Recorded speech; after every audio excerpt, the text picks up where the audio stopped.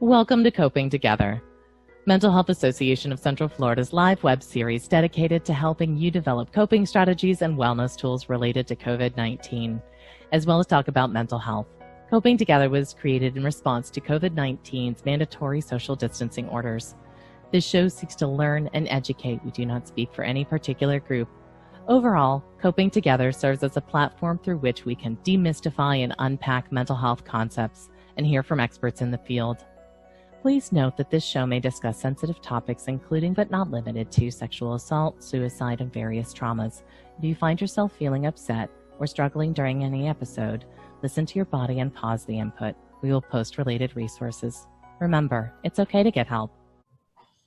Hi, everyone. Welcome back to Coping Together. I'm your host, Faith, with the Mental Health Association of Central Florida, here to talk to you about all things mental health and COVID-19 related and how we're all going to get through this journey together. So today, I'm very excited to welcome my guest, Betty Varghese, who is a licensed mental health counselor and the licensed mental health counselor with Advent Health University. So Betty, how are you doing today? Good, Faith. How are you? I'm good, thank you. So something we talk about here a lot, I think it's just kind of what everyone is talking about lately, is stress. And I think a big thing about it is, we talk about stress and we talk about, the feelings associated with it or what causes, what situations bring it about. But, I really want to go into today deeper into the concepts of like what physiologically is stress, what are some of the ways to notice stress in someone, that kind of stuff. So I'll kind of start by asking you, we have this association that stress is a bad thing, always. And I want to ask you, is stress always bad, or is it ever a good or useful or necessary thing? Well, stress isn't always bad, Faith. We all need a little bit of stress. It helps us to succeed and to do things. And actually, stress it's designed to help us. So when our ancestors would run into a lion, the stress response system gave them that energy and focus to either attack and kill the lion or run away. So this is called flight or fight response, and it's critical for survival, and it's still important today. So when you need to act or respond to a threat or take on a challenge, when you perceive a challenge, your body automatically responds by going through a rapid sequence of changes to increase your chance of success. So basically what happens is your body releases stress hormones, which act as messengers that signal the rest of your body to prepare for action. And then your energy sources like glucose, amino acids, fatty acids, they rapidly move through your they move from where they are to your critical muscles, and this helps prepare your body for action. And it also alerts our brains to react quickly. And then your heart rate goes up, blood pressure, breathing increase. And basically what this does is it transports nutrients like oxygen to your muscles and brains, and it helps to protect your body. So when this energy, so the same time the energy that it's using is usually used for longer term processes such as like growth, digestion, even reproduction, and it's diverted to your immediate needs. And then your muscles tense up and they provide your body with that extra speed and strength. Your pupils dilate to sharpen your vision, perspiration increases, and that prevents your body from overheating from the raised metabolic rate. And your immune function also gets a short boost of energy in anticipation of like possible injury or infection. So there's a lot going on.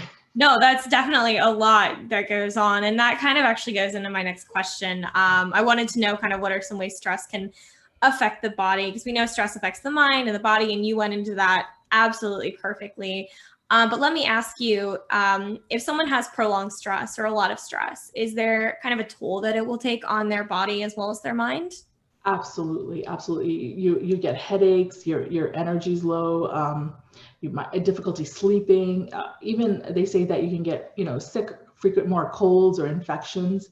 Your heart rate, your blood pressure goes up. Chronic stress can do a lot of damage to your body. I mean, even causing hives just from the stress. And that's actually, especially the point about the immune system. That's hard to hear because we're all, susceptible and worried about this virus. And so obviously there's stress associated with that. And unfortunately, prolonged stress contributes to a lowered or more susceptible immune system, relatively so. Is that right? Yes, absolutely. You're right. So that's it's important. I'm sorry. Oh, no, go ahead, please. No, I said it's really important for us to take care of ourselves and keep our, a little bit of stress is good, but a lot of stress is very bad for us. I absolutely agree with you. And I'm going to go into that in a little bit with a couple more questions. But my next question for you is kind of about those red flags. Like you said, we talked about the experience of prolonged stress. We talked about, what happens in the body. But what's going on in the body, it's what makes mental health so interesting. You can't see what someone is going through. Not really. I mean, like you said, the hives, or maybe they get like red in the face, but it's not really super obvious. So what are some behavioral red flags that we can notice in a friend or a loved one who might be experiencing high stress? They're easily irritable. Probably not eating. They could be eating more, or they could be eating less. They might be sleeping too little, or maybe even too much. They're procrastinating. They might be nervous, like biting your nails, or like pacing. They overreact to problems than you would normally see. You maybe even they're irritable, so they pick more fights. Mm-hmm. I think those are some things that you would see. Okay. And so if we do notice this, is there any way to go about like helping this person? Should we ask them about it? Should we offer help? Absolutely. I think and it depends how close of a friend you are. I would say, hey, I'm noticing these things in you. Faith, another thing is if you see them drinking more, or maybe using drugs or smoking more, those are also signs that they're using those, bad coping skills to cope with that. But yeah, definitely you should ask them about it. And I think if you point out, hey, I've been noticing, you're not sleeping enough, or you're really irritable, let's talk to them and be supportive. And just really listen to them and what's going on with them, and don't be judgmental or say, oh no, that's not an issue. Don't validate their feelings, basically. Right. So don't say something like, oh, but you have it so great, or there are, people starving in other countries. Yes. That's one that I've heard a lot when I have anxiety or things like that, which is very true. But at the same time, you need to be validated in the moment for what you're experiencing. Otherwise, that person just doesn't feel heard, and you might actually make them feel worse. Exactly. And, you can even ask them. And if the conversation is good, hey, how can I help you? Is there something I could do for you? That would help the situation. One thing I've just noticed, even being in school, is, if you notice a friend's kind of not talking as much, or like even with virtual learning, it's a little bit harder, but you can notice the person who's not as active in the chat as they usually are, or not participating in discussion. And you can just reach out to that person and say, hey, just wanted to check in and see how you're doing. Are you doing okay? And I found that a lot of times people will thank you for reaching out, and they might even tell you what's going on, because they didn't expect anyone to notice. That's right. Right. And you can even send positive text to them, a couple of days. It doesn't have to be anything. And don't be upset if they don't respond, because sometimes just, hearing that somebody believes in you, that's just what they need to help them. Yeah. Even if they don't respond, it doesn't mean they didn't see it, didn't hear it, didn't feel it. I completely agree with you. And so what about ourselves? What can we do? We kind of talked about this earlier, and I said I want to ask you later, but what can we do physically or mentally to manage or alleviate that stress that we're feeling? I think the number one thing is exercise, is just getting physical. And it doesn't have to be strenuous exercise. Just go outside, get a walk. And I think especially right now with COVID and remote learning, remote teaching, remote work in general, everybody's at home. Just get outside, get some fresh air, and just walk. I think that's one of the best things. It's very important to get proper sleep. We hear this all the time. It's important, to eat healthy, and also relaxation, like deep breathing, meditation, yoga. These are all good things. Put some time aside and spend some alone time to take care of yourself, and do, like, if you have a hobby, or read a book, watch a sitcom. Even listening to music is all calming. I also encourage, we can't physically be with our friends and family. So, and I know people are probably tired of Zoom, but, you have to connect. We have to connect with people, and that helps. And, just laughing makes a big difference. I feel as well. I put on one of my favorite, like I was feeling very stressed the other night and I put on one of my favorite childhood movies and I just like still find myself laughing and quoting it. And it just kind of helps. And Yes, I think absolutely. it almost will bring back those happier, less stressful memories. Absolutely.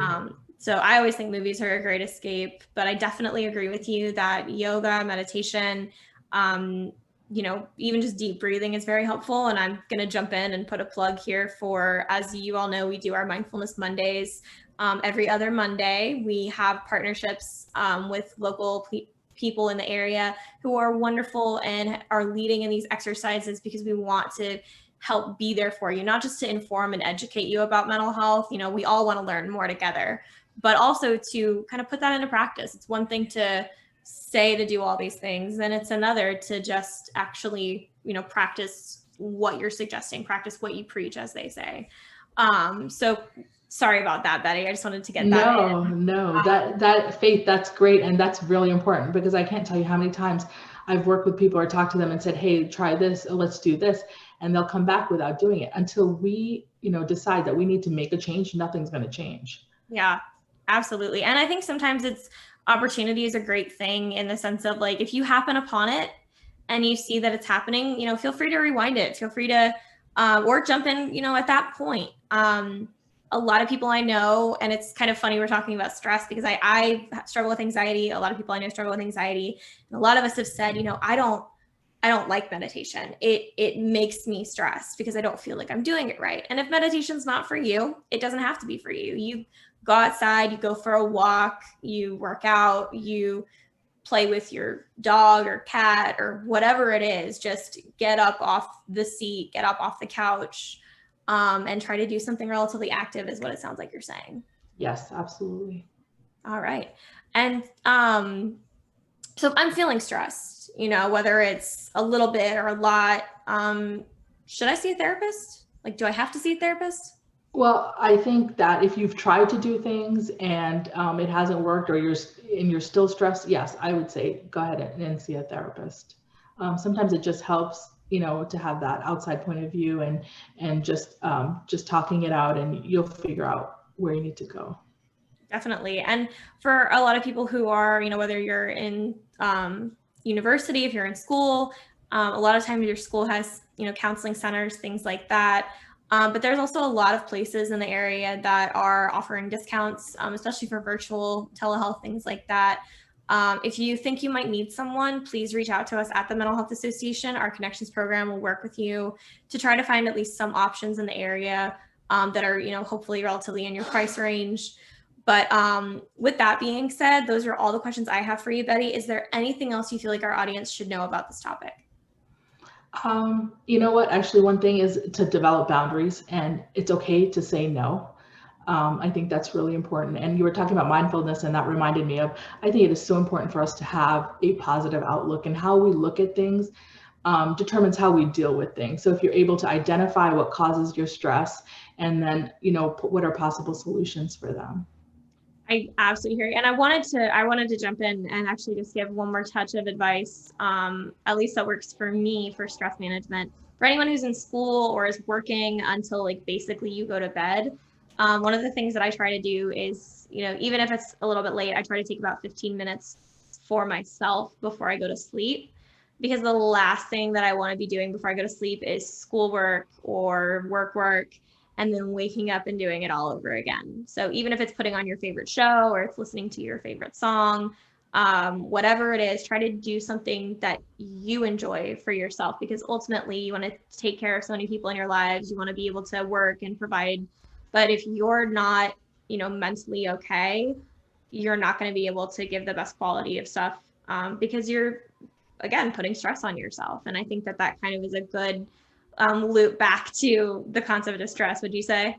Absolutely. It's that, you know, when we get on the airplane, they tell you to put on your oxygen mask first before you can help somebody else with theirs.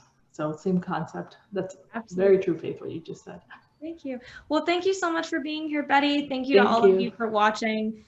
As always, you know, we post new videos every Monday and Friday at 1:30 p.m. If you have any topics you're interested in, please reach out to us. We would love to hear your ideas. You guys are the reasons that we get to do this show. And we're here for you. Please remember that it is okay to get help, absolutely, with whatever you need. And thank you again, Betty, so much. Thank you for the work you do at Advent Health University and in general. And just thank you all so much for being here. And I will see you next time.